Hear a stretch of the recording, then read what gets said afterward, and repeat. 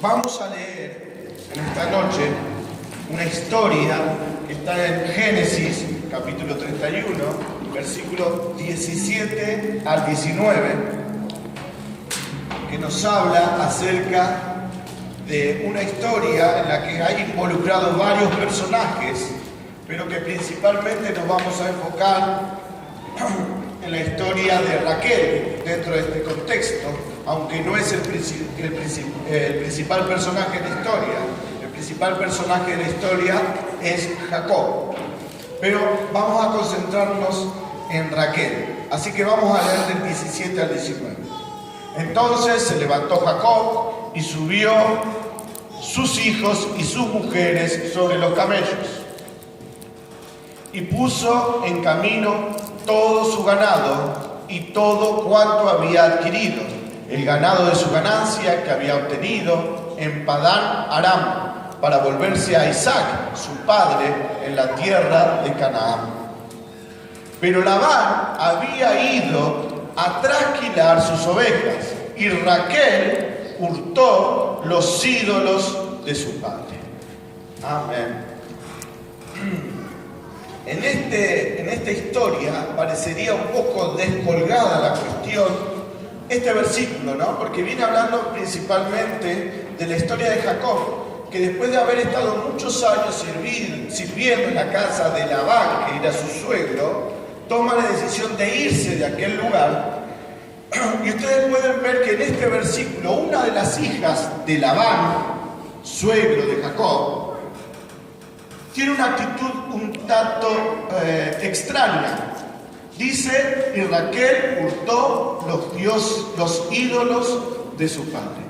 Y en eso quiero que prestemos un poco la atención y que reflexionemos. Gloria a Dios, porque en este lugar no hay idólatras. ¿Amén? Amén. Bueno. ¿Saben lo que es la idolatría, no? La idolatría dice, ustedes van a encontrar en la Biblia que Dios dice: no te harás imagen de lo que está arriba del cielo, ni bajo la tierra, ni las honrarás. Es decir, Dios dice: porque yo soy tu Dios, fuerte y celoso, que visito la maldad de los padres sobre los hijos hasta la tercera y cuarta generación de aquellos que me aborrecen. Dios quiere la exclusividad en cuanto a Dios en nuestras vidas. Dice, ese es un lugar que no es factible de negociación.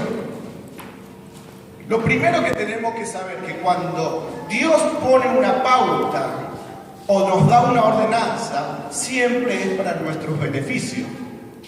Esto no se trata simplemente de una ordenanza de tipo religiosa, de algo que hay que cumplir a ciegas. Usted tiene que saber que aunque usted muchas veces no comprenda la orden de Dios, Dios quiere su obediencia. Y usted tiene que saber que en este caso puntual, la idolatría y cualquier otra orden que Dios nos da es beneficiosa para nosotros mismos. Amén. Amén.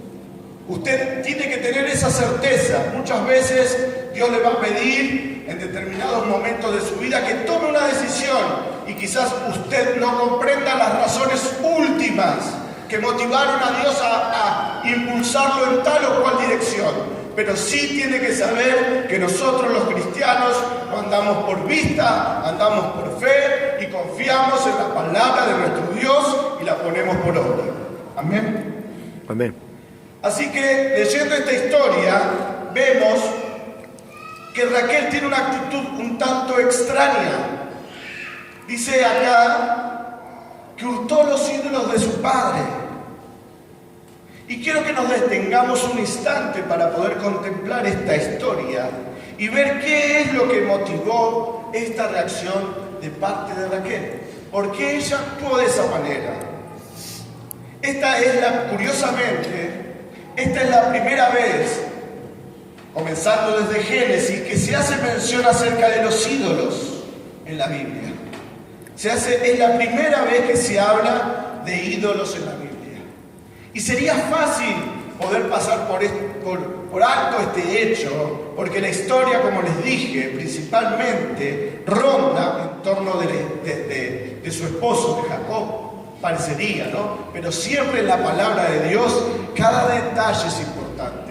En cada parte que usted lea un versículo tiene un sentido. Por eso es recomendable que cada vez que usted lee la Biblia se detenga en cada versículo, en cada palabra y trate de desentrañar o de discernir con la ayuda del Espíritu Santo lo que Dios le quiere hablar.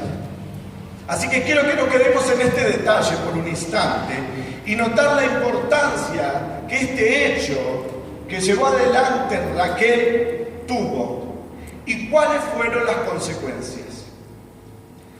Raquel, por lo que cuenta toda esta historia, usted después la puede consultar más con detenimiento en su hogar, le había robado a su padre porque ella tomó sus dioses, ella engañó a su marido y puso en peligro también a toda su familia, porque una vez que abandonan aquel lugar, Labán enfurecido salió a perseguirlos, producto de que no solo había Jacob tomado la decisión de abandonar aquel lugar, sino también porque le habían robado sus ídolos. Y después peor aún, porque cuando finalmente Labán se encuentra y le preguntó sobre la desaparición de sus ídolos, otra vez ella le mintió, y lo podemos leer en Génesis, en este mismo capítulo, pero en los versículos 34 y 35. Dice que después, posteriormente, finalmente Labán le da alcance a Jacob y a toda su familia.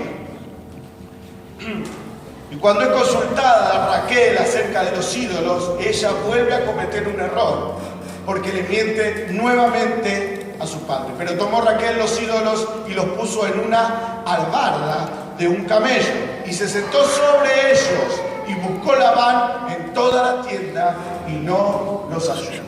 Es decir, le robó a su padre, tomó sus dioses, ella engañó a su marido porque su marido no tenía conocimiento de lo que ella estaba haciendo y puso en peligro a toda su familia. Y después vuelve a mentirle al padre cuando su padre le llega a dar alcance. Lo que es curioso, ¿no?, es pensar por un instante por qué Raquel actúa de esta manera. Esa es la reflexión que Dios muestra en estos versículos. ¿Qué pasaba en su mente? ¿Cuál era lo importante para que ella tomara la decisión de aferrarse de tal manera a esos ídolos? ¿Qué estaba pasando en la vida de Raquel? ¿Qué estaba aconteciendo? ¿Por qué eran tan poderosas estos dioses, falsos dioses para Raquel? Ustedes saben bien, ¿no?, que en la Biblia, cuando Dios está con mayúscula, habla del Dios verdadero y el único Dios. Y los dioses en minúscula son falsos dioses. En realidad son demonios que se hacen pasar por Dios. Así que usted que siempre lea la Biblia y lo vea dioses con minúscula, sabe que no está haciendo referencia al Dios verdadero, sino que ese está con mayúscula como es debido. Así que el politeísmo generalmente tiene mucha cantidad de dioses y adora y venera mucha cantidad de imágenes.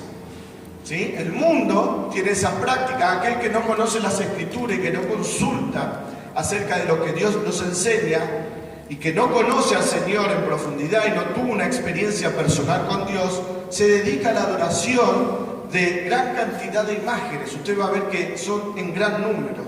Y esto era lo que es una práctica que no era exclusiva de una determinada religión, sino que tenía que ver con la condición humana. El hombre tiende a buscar refugio cuando no conoce al Dios verdadero en muchas cosas. Sus dioses están formados de muchas cosas en su vida y ni siquiera él se da cuenta. Así que, para dar respuesta a esta pregunta que nos hacíamos de por qué Raquel actuaba de esta manera, sería interesante que nos metamos un poco en la historia para saber qué estaba pasando en la vida de Raquel. La Biblia dice que Raquel, en 29:17 de Génesis también, dice que Raquel era una mujer hermosa, era una mujer de gran parecer. Dice, y los ojos de Lea, que era su hermana, eran delicados, pero Raquel era de lindo semblante y de hermoso parecer. Para decirlo en pocas palabras, estaba buena Raquel. Era linda, una linda mujer. Entonces,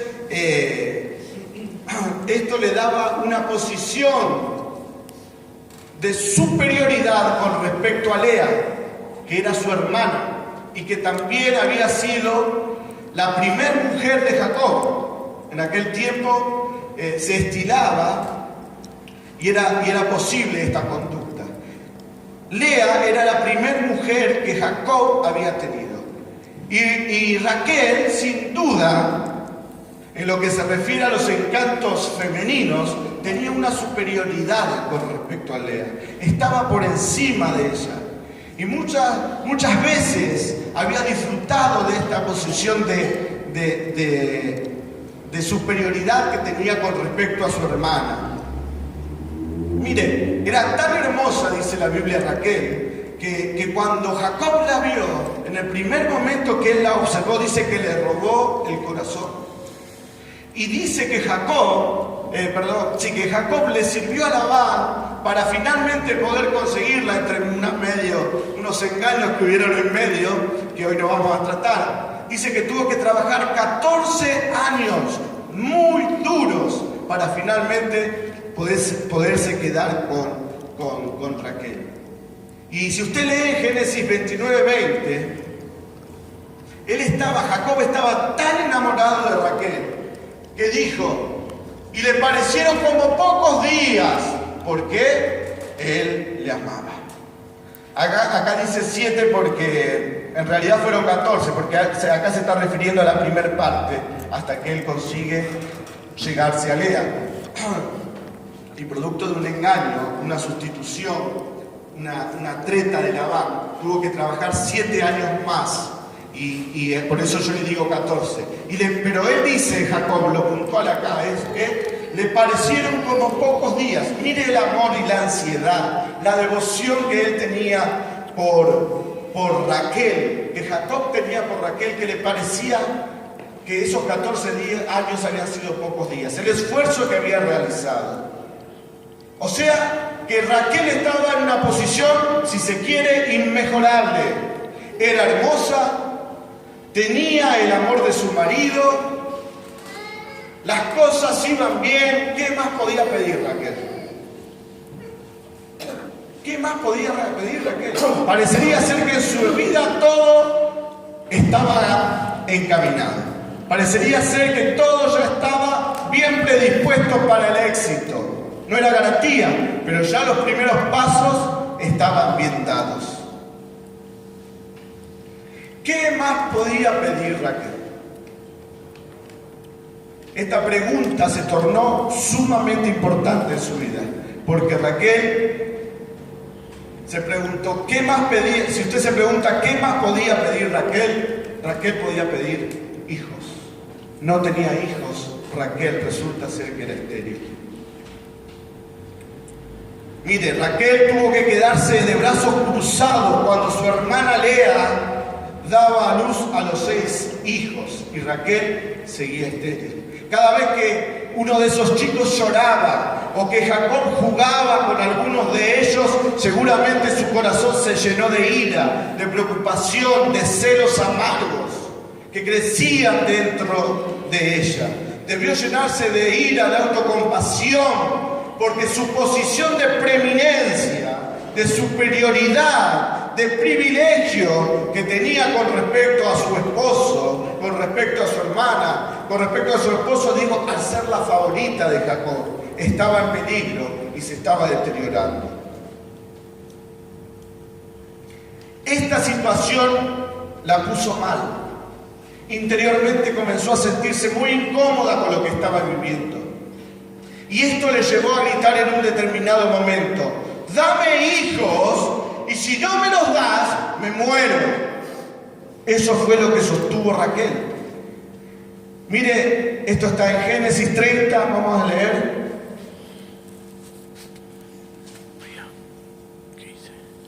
Génesis 30, versículos 1 y 2. Viendo Raquel que no daba hijos a Jacob, tuvo envidia de su hermana y decía a Jacob, dame hijos o si no, me muero. Esto era lo que estaba pasando. Aquella muchachita que había comenzado todo en orden y había dado sus primeros pasos acertadamente, en este momento decía: si no me das un hijo, me muero. Pero miren qué particular, ¿no? La cuestión no se estaba dirigiendo a Dios como fuente de confianza, como a quien recurrir para que le diera hijos. No es que estaba clamando en oración, en ayuno y oración, sino que le reprochaba a su marido. Pero Jacob, versículo siguiente, se enojó contra Raquel y dijo: ¿soy yo acaso Dios que te impido el fruto de tu vientre? El deseo de Raquel de tener hijos era tan fuerte que comenzó a trabajar en su mente. Ella comenzó a pensar que su marido y de él dependía su fertilidad, su posición y su vida, sin darse cuenta de que eso depende de Dios. Dependía de Dios en aquel momento y aún hoy sigue siendo así. Y ella, torcida su mente, en un entendimiento, como dice la palabra, entenebrecido, le reclama a su marido. Pasa el tiempo y Dios en su gracia finalmente le concede a Raquel tener un hijo. Y ella estuvo llena de alegría en ese momento, aunque tristemente solo por un tiempo. No le fue suficiente. Sus palabras en la Biblia revelan lo que había en su corazón realmente. Vio que la Biblia dice: de la abundancia del corazón habla la boca. ¿De qué está lleno tu corazón? ¿De qué estás hablando últimamente mucho? Eso es lo que está lleno tu corazón. Eso es una buena medida para poder investigarte a vos mismo. ¿De qué estás hablando mucho? Porque dice: de la abundancia del corazón habla la boca.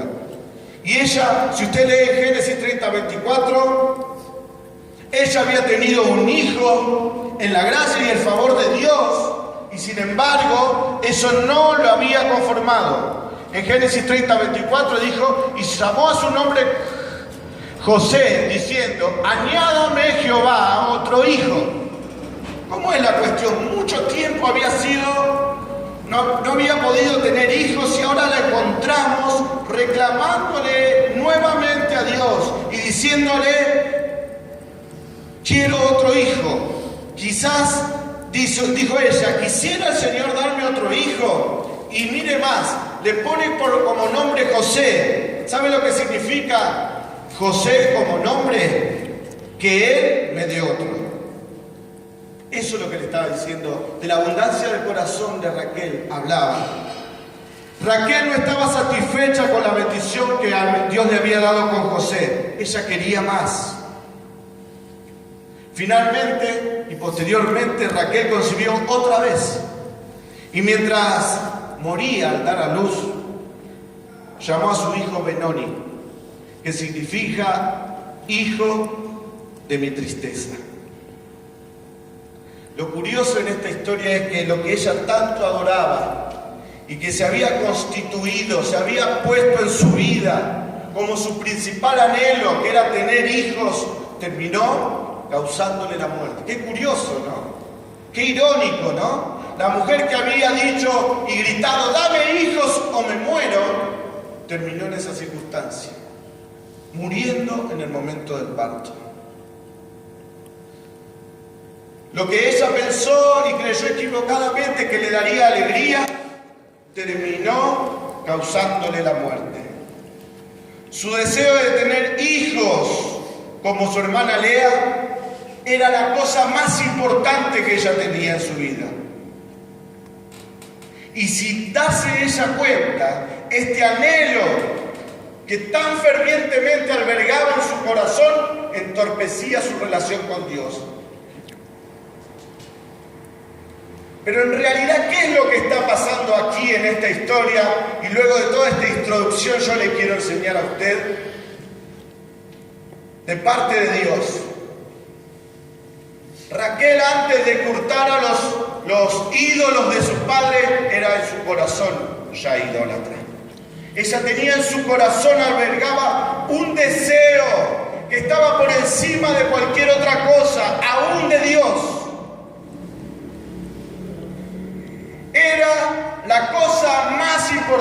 de su vida tener hijos. Era algo que ella creía que tenía que tener. Así que este anhelo, este deseo era su Dios. Ese era el Dios de Raquel. Ella vio su vida atacada, vio su posición de preeminencia que corría peligro, vio que su esterilidad le complicaba su posición delante de su esposo como favorita, delante de su esposo Jacob, y dijo, algo tengo que hacer. Y lleva adelante una conducta que es robarle los ídolos de Labán, pero que en realidad nos demuestra lo que ya había con anterioridad en su corazón. ¿Y qué había en el corazón de Raquel? Un desorden, un poner en primer lugar tus deseos, sus anhelos que a Dios. Cuando ella le reclama a Jacob y no se postra a los pies del Señor en oración y en ayuno, estaba dando evidencias que en su corazón ella no tenía al Señor en primer lugar. Yo le pregunté hoy cuando empezó la reunión, gloria a Dios porque no hay idólatras en este lugar. Los evangélicos estamos acostumbrados a que la idolatría pasa únicamente por adorar imágenes, por postrarnos ante ellas. Y a veces jactanciosamente y muy creídos decimos, nosotros no practicamos las actividades del mundo. Nosotros no veneramos, no nos arrodillamos delante de imágenes. Pero yo me pregunto en esta noche, ¿será que la veneración de imágenes es la única forma de idolatría?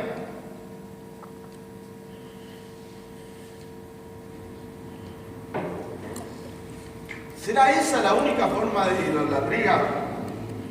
¿O será que como Raquel hay algo que está en nuestro corazón? O varias cosas, porque los que adoran en el mundo adoran muchas cosas. ¿Y será que el enemigo se las ingenió para que nosotros tuviéramos en nuestro corazón dioses que se fueron levantando y que fueron ocupando el lugar de Dios en alguna parte de tu vida, en algún aspecto de tu corazón? Yo te preguntaría en esta noche, ¿qué es lo que te causa tanto anhelo? ¿Qué es lo que tanto estás deseando? ¿Qué es lo que perseguís? ¿Qué es lo que aún viniendo a la iglesia estás persiguiendo y queriendo utilizar a Dios como un amuleto, como una herramienta de intercambio para que Él te haga feliz únicamente y no yendo a buscar al amado? ¿No será que esa felicidad que buscás se puso por encima del mismo Señor? ¿Y no será que cuando vienen las circunstancias de prueba y de dificultad, te cuesta adorarlo pese a esa circunstancia, porque vos amás esa felicidad y ese éxito momentáneo que vas teniendo por encima de Dios? ¿No será que no tenés un amor incondicional y que Él no ocupa el primer lugar de tu vida? Y que vos, pese a las circunstancias, decís, Señor, yo te amo a vos, aún a costa de mí mismo. ¿No será eso? ¿Cuáles son las cosas que están en nuestras vidas por las cuales decimos, dame este o me muero? Dame aquello o me muero. Pregunto, ¿qué debes tener o qué debe pasar para que tu vida tenga sentido o que me haga feliz? Si usted respondió a esta pregunta que yo le acabo de hacer con algo que no sea Dios, entonces permítame decirle hermano, eso que pensaste es lo que funciona como un Dios en tu vida. Eso, lo que pensaste, es lo que funciona como un Dios en tu vida. Dios tiene que ocupar el primer lugar. Miren, aunque no nos inclinemos ante estatuas y no hagamos platos de comida para darle a imágenes o los adoremos, adoramos ídolos de otra manera. Mire, Calvino dijo respecto a la historia de Raquel: cuando Moisés narra la historia en la que Raquel robó los ídolos de su padre, está hablando de un vicio que era común. De esto podemos deducir que el corazón humano es una perpetua o constante fábrica de ídolos. El enemigo ha logrado eclipsarnos la mirada en la idolatría, únicamente refiriéndonos a la adoración de imágenes, sin darnos cuenta que, como dijo Calvino, nosotros generamos constantemente ídolos en nuestras vidas, que son dioses y que van robando parte de nuestro corazón y que no nos permiten entregarnos por completo al Señor.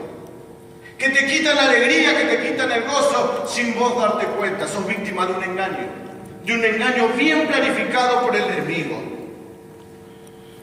Somos una fábrica perpetua de ídolos a los cuales veneramos y adoramos. Los ídolos no son únicamente estatuas de piedra. Los ídolos son pensamientos, son deseos, anhelos, esperanza, a los que les rendimos culto en lugar de hacerlo al Dios verdadero. Y si no me entiende, voy a ser más gráfico en un instante más. Los ídolos lo que hacen es que nosotros ignoremos al Dios verdadero. Cuando buscamos lo que pensamos que necesitamos. ¿Dónde estás buscando tu felicidad? Si yo voy a la iglesia, participo de las reuniones, pero esta área de mi vida me la guardo. Quizás no lo razonás tanto, pero hay áreas en tu vida que te están guardando y por las cuales no te estás entregando de completo al Señor. Yo que les dije, cuando el Señor te manda a hacer algo es para tu bien. Quizás no lo entiendas, pero es para tu bien, porque Dios quiere lo mejor para tu vida y Él es el sumo bien y no puede haber nada mejor que estar pegado a Él y a sus brazos. Recuerden cómo pecó Raquel. Ella se había enojado de manera pecaminosa con su marido, había robado los dioses de su padre y había engañado a su familia. No estaba contenta con el nacimiento de José, sino que deseaba más. Y el pecado de Raquel, para que usted me entienda, no estaba en querer tener más hijos. Eso no está mal. Lo que ella, eso no lo hacía en una idólatra, Raquel. Por lo cual ella era idólatra, era porque ese deseo de tener hijos era más importante de su vida. ¿Me explico? ¿Qué es lo más importante en tu vida? Dame hijos o me muero. El grito de Raquel era un grito de una idólatra. Era alguien que dependía de esa circunstancia, que era esclava de ese anhelo y de ese deseo. Miren lo que dice Mateo 22, 37, 38, cuando Jesús es interpelado por los fariseos de la época, Jesús le respondió. Mateo, ¿lo leo yo? 22, 37 y 38. Vamos a esperarlo porque es interesante leerlo. Jesús le dijo: amarás al Señor tu Dios con todo tu corazón. ¿Con cuánto? Con toda tu alma y con toda tu mente. ¿Estaremos amando al Señor así? De esa manera como Él le dijo. ¿Me entiende lo que yo le quiero decir? Usted puede pensar por un instante en un engaño, en una mentira, que Jesús está reclamando amor porque lo necesita. Este es un mandamiento que Dios le da para beneficio suyo. Dios quiere tener una relación de amor con usted. Claro que sí, que se me entienda adecuadamente. Pero esto no es un reclamo. Esto es un consejo beneficioso para su vida.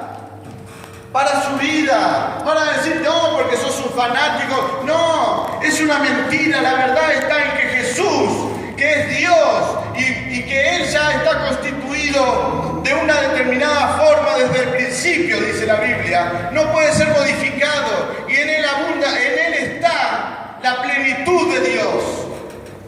Y cuando Él nos da estos mandamientos, son para nuestro beneficio, entiéndalo. Él no va a modificarse su condición de Dios si usted no lo lleva adelante, pero sí se duele porque usted no está llevando adelante la actitud correcta. En la Biblia se nos da cuenta de la actitud de dos personas que actuaron de modo muy distinto.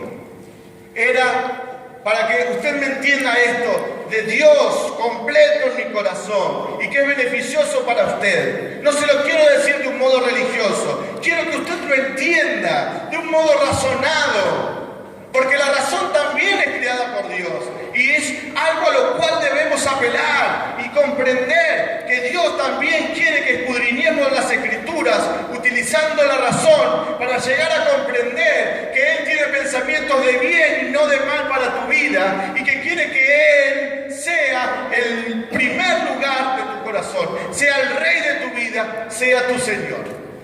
Amén. Amén. Entonces dice, vamos a ver en la Biblia un ejemplo de actitud de dos personas que actuaron de modo muy distinto. Una era un sacerdote que se llamaba Elí y que tenía un problema muy importante: no honraba a Dios.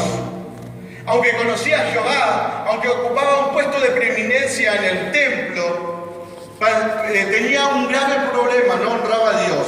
Pensaba más en complacer a sus hijos que a Dios.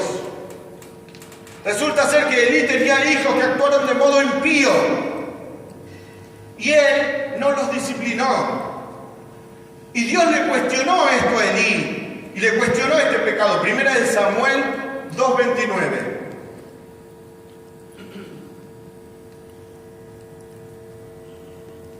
Samuel 2:29 le dijo,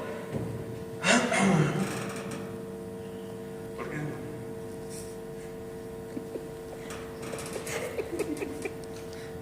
30.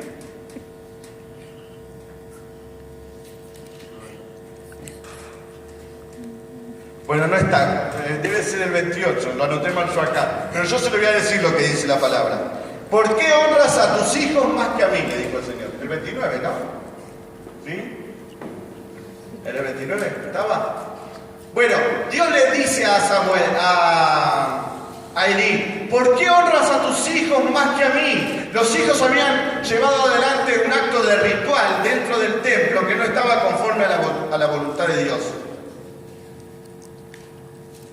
Y entonces Dios le dice, ¿por qué honras a tus hijos más que a mí? Debido a que Elí honró más a los hijos que Dios, él puso fin a su sacerdocio. Elí prefería no entrar en discrepancias con sus hijos antes que honrar a Dios. Él prefirió no disciplinarlos e ignoró la orden de Dios. Resulta ser que Elí, el sacerdote del templo, la autoridad principal del templo, era un idólatra. Porque en su corazón, en primer lugar, lo ocupaban sus hijos por encima de Dios. Eso es idolatría. ¿Me va entendiendo lo que le digo? Aunque él no se inclinó ante imágenes de piedra, se inclinó ante las exigencias de su hijo. Incluso cuando estaban en conflicto con